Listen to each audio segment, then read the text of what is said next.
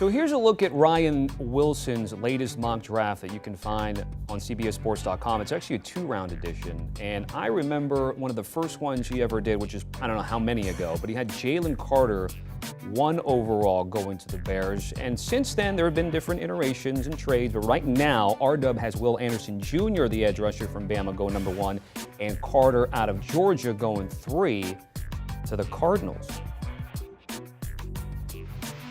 All right, I'm with the guys from With the First Pick. Joining us from his home, Ryan Wilson, draft analyst, and then our GM, Rick Spielman. So here we go. The two-round mock draft is something Ryan has here, but we've got some questions here, Rick, and let's start with that first off there. Will Anderson Jr. going first overall and Jalen Carter number 3. What question do you have for a guy R-Dub here? Why change? Go with your gut instinct. That was your first initiative to put him there, and it has to be.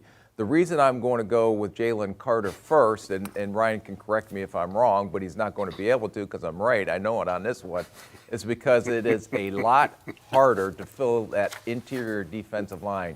And when you got a once-in-a-lifetime type generation, if he plays hard down in and down out, that's Jalen Carter. He can not only play the run, he can rush the passer. And what Matt Eberflus said is that the 3 technique, or where Jalen Carter plays, is the engine that makes the defense go. And he is definitely the engine that they need to make that defense go. I don't hate it, Rick. And push came to shove, I can certainly be talking to Jalen Carter. And as Tommy mentioned, I've had in previous mock drafts, Jalen Carter go number 1. So why does it switch? Well, my employers have me do a mock draft every week, so I like to mix it up a little bit, Rick. So there's something to yell and scream at me about. For instance, you.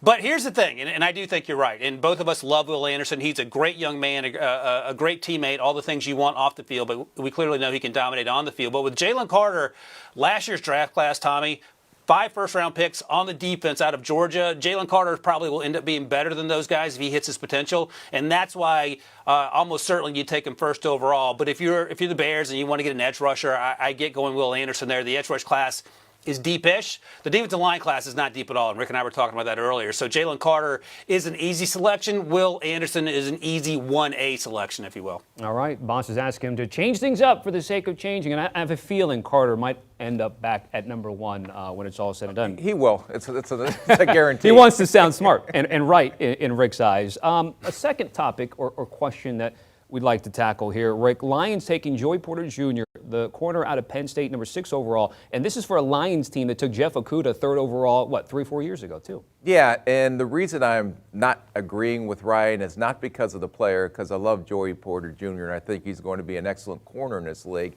But when you're trying to make these comparisons, you have to look at the depth of the draft. And after, we're going to talk about it, I think they should go with Myles Murphy here. He's the next best edge rusher after Will Anderson. I know he's raw, but he's long, he's athletic, he needs to learn some pass rush moves, but he plays hard. And then after that, there's a drop-off. So you have to go get what is available when you are picking, because I think if you swing back around in Ryan's latest mock draft that the bosses made him do, you can come back and get a corner, because there are 5 or 6 corners in the first round that'll still be there when the Lions get a swing at the second first-round pick. No, I get it, and I've had Myles Murphy going that high before in the past. The only hesitation, Rick, is I was thinking this. Myles Murphy, as you mentioned, is raw. He just turned 21, so his best football is ahead of him. But does that mean we have to wait 2 years, maybe 2.5 years to finally see that? Where Joey Porter, you feel like he's going to come in right away and dominate. Now, I say that about Myles Murphy with the understanding that at pick 18, I had the Lions taking with their second first-round pick, Lucas Van Ness, a guy at Iowa who is extremely raw, and he probably doesn't have the physical upside of a Myles Murphy. Maybe he does. So you're sort of trying to figure out, is it better to go edge first and then cornerback second, or vice versa? And here are the 4 players I had them taken. I know you like Rashawn Johnson a lot. We both like Nick Saldiveri a lot at ODU at the Senior Bowl. But I take your point, and if they wanted to go, say, Myles Murphy at 6 and then Akili Rigo at 18, I don't think anyone would be upset about that either. Okay. They would be better if they did that than what they just showing up here. So the order is what you guys are mainly talking about, but to your point, maybe nothing against the actual player behind us. Next question mark, or at least topic of conversation, Tennessee taking Paris Johnson, the tackle out of Ohio State at number 11, Rick. Yeah, and they need a left tackle. I mean, Lawan's probably going to be a cap casualty. He's coming off an ACL. They need help up front on that offensive line. I understand Paris Johnson may be the purest left tackle, but I don't think he is as good a football player as Peter Skoronski. Everybody's going on, and we'll find out here next week how short his arms are. Some teams will have an issue, well, they're too short, so he can't play left tackle. But if you just watch the tape between Paris Johnson Jr. and Peter Skoronski, he is a much better football player than Johnson. Not saying Johnson's not a good football player, but this guy's an immediate starter. When he came in, and Rashawn Slater, who came out of Northwestern a few years ago, there were some questions of his arm length and if he can play left tackle. But I would draft Skoronski, let him prove he can't play left tackle, because if he can't, then you're going to slide him inside at guard, and you may have an all-pro guard there as well.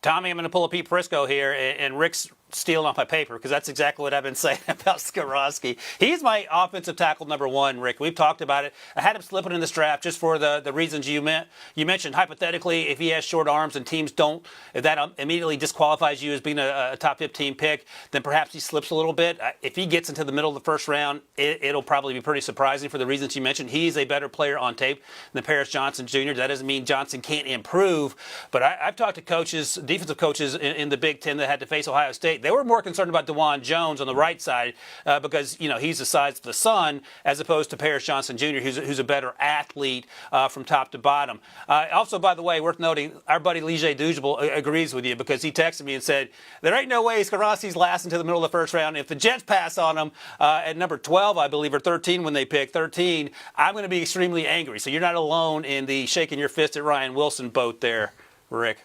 Again, it's just the bosses making you do this so we can pick you apart, but I know eventually we'll get this right, so when it actually is time to go on this mock draft, we'll have it all put in order. Thank you. As long as the final one before the one gets done. And I'll make sure it's right. Yeah, you make sure he's correct there. Let's talk about a guy at the Senior Bowl that was making waves certainly here.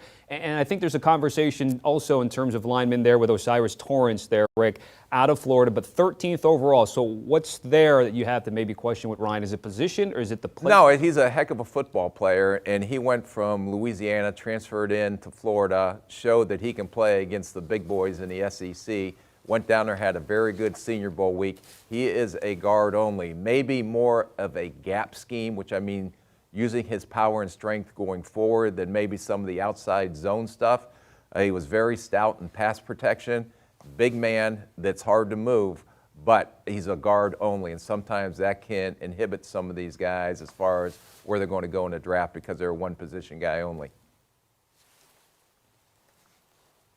Yeah, and Rick, I believe that you thought they preferred, in your mind, Quentin Johnson might have made more sense for the Jets there because they have needs at wide receiver clearly in addition to quarterback. And I get it. And I just talked about Lige in his conversation with me. He would rather have someone like Skoronski there because of the position versatility. He can play left tackle. He can move inside if you need him to. But Osiris was great during the season. We never saw a drop-off, Tommy, from coming from Louisiana to the SEC. He was dominant from snap one till his final snap for the Gators. That carried over to the Senior Bowl where he was dominant. We saw him play next to DeJuan Jones, I believe, and then John Michael Schmitz, the center out of Minnesota. I mean, that's a starting lineup you can put on the offensive line for the next 10 years and be set. That's how good he was in the middle of that group. So I understand what Rick's saying, and I think at some point in the first round, Osiris will get drafted. It may be later than we expect because he only plays on the interior offensive line playing at guard, and he's not a tackle number one, or he doesn't have the position flexibility of some of these other players we've been talking about. All right, so we don't want to go through a whole segment where Rick is just down on Ryan, some of his selections here. I'm not down on Ryan. I'm down on the bosses Selections? making Ryan to go and do these type of selections. But we are dapping you up and giving you a fist bump on what the Eagles did in that two-round mock. B.J. Ojulari, Devon Achane there, Rick, something that nicely you saw that Ryan put together. Yeah, that was a no-brainer. And the rich get richer, and Howie Roseman with the picks he has, and all three picks that he came up with. Gonzalez, I love at corner. I think he really, when he transferred from Colorado to Oregon, showed he can make plays on the balls in the air. He's more than physical enough, although he's not the most physical corner. Ojulari, better than his brother. I think he's more athletic than his brother. He'll be able to come off the edge a little bit Hassan Reddick-like. And then Achane would be someone that if they don't sign Miles Sanders back, he gives them the speed to fit in that RPO offense that they run. He has excellent vision, burst, and once he gets in the open field, he may be one of the fastest players, if not the fastest player in this year's draft. Yeah, Rick, he's legit track speed fast, and he can break through arm tackles here. I think he's only at about 185-ish. I'll have to double check, and we'll find out next week, and he's not particularly tall. But if you can't get your hands on him, it doesn't really matter. Miles Sanders wasn't enormous coming out of Penn State. He's a little bigger than Achane. But I'm with you on Christian Gonzalez. I know you like Christian a little better than me, and by that I mean I wonder if he'll go as high as top 10, top 12. We'll find out together. For me, he's more Kara Elam, who went later in the first round, but I know you think he's more physical, and that's certainly a fair point. Of course, B.J. Ojulari, I'm with you. I think he's better than Aziz, his brother coming out of Georgia. And Aziz was a really good football player who probably would have gone in the first round had he not had an injury prior to the draft. He's been pretty good for the Giants, and I think his brother Ojulari has a chance to be even better and supersede that. He's a high motor, sideline to sideline guy. He plays to the whistle, Tommy, and he's someone that you want on your football team because you know he's going to give you 100%, whether you're winning by 40 or whether you're losing by 40.